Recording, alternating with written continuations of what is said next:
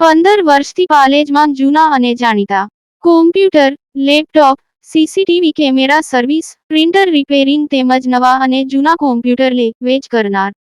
Admission form તેમજ તમામ સરકારી ફોર્મ ઓનલાઈન ભરી આપવામાં આવશે.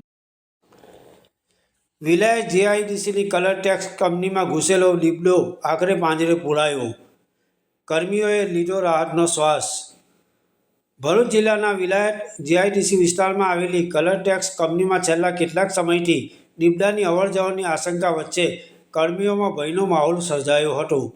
કંપની પરિસરમાં દીપડાના પગલાં અને હલચલ જોવા મળતા તાત્કાલિક વન વિભાગને જાણ કરવામાં આવી હતી. વન વિભાગની ટીમ ઘટના સ્થળે પહોંચી સમગ્ર વિસ્તારનું નિરીક્ષણ કર્યું હતું અને દીપડાને સુરક્ષિત રીતે પકડી પાડવા માટે કંપની પરિસરમાં પાંજરું ગોઠવવામાં આવ્યું હતું. સતત નજર રાખ્યા બાદ આખરે દીપડો પાંજરામાં પુરાતા કર્મીઓ અને કંપની સંચાલકોએ રાહતનો શ્વાસ લીધો હતો.